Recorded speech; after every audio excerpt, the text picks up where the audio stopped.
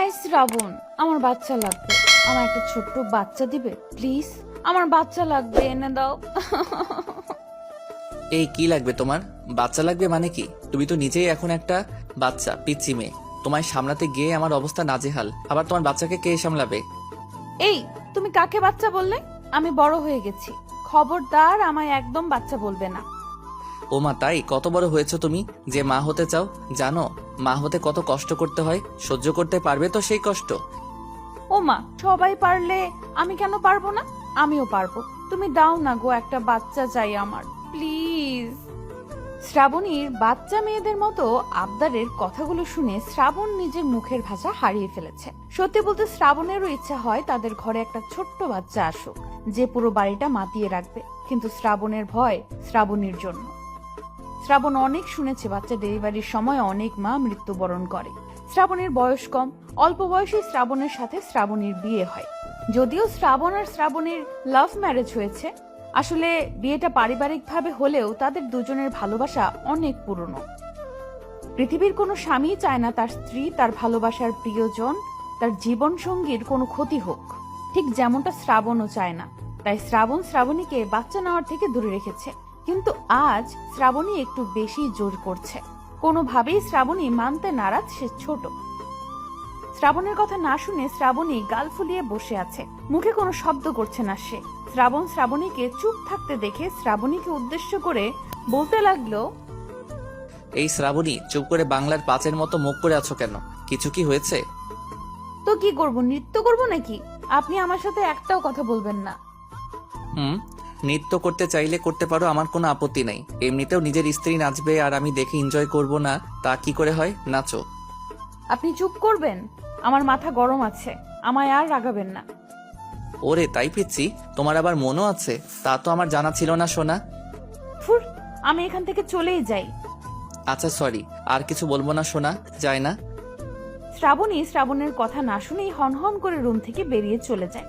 শ্রাবণ একটু অভিমান করলো শ্রাবণীর চলে যাওয়ায়। শ্রাবণের অভিমান আজ শ্রাবণীর মনকে গলাতে পারল না। শ্রাবণী চলে যেতেই শ্রাবণ নিজের বিছানার উপর বসে পড়ল। এই মেয়ের রাগ আর অভিমান দুটোই ভয়ানক।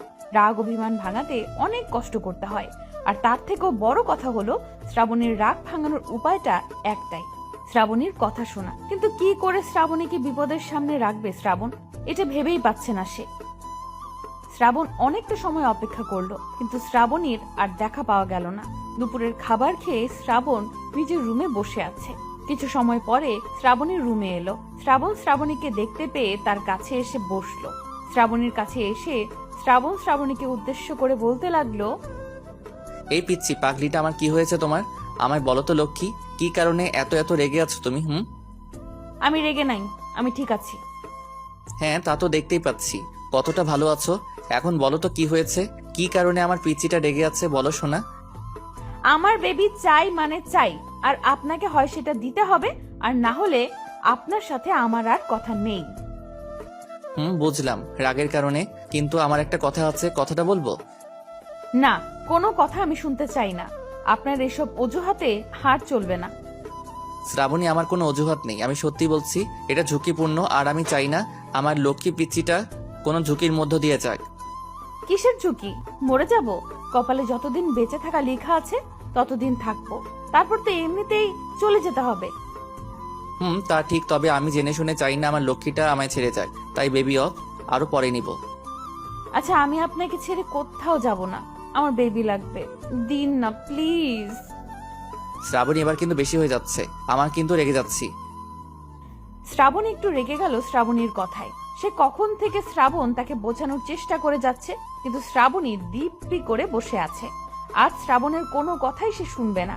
শ্রাবণ রেগে গিয়ে শ্রাবণীকে ঝাড়ি দিতেই শ্রাবণী শ্রাবণকে অবাক করে দিয়ে হুট করে শ্রাবণের শার্টের কলার চেপে ধরল। শ্রাবণ এটা পছন্দ করে না যে তার শার্টের কলার কেউ ধরুক, কিন্তু শ্রাবণীর আজ সেই ভালো না লাগার কাজটাই করে ফেললো।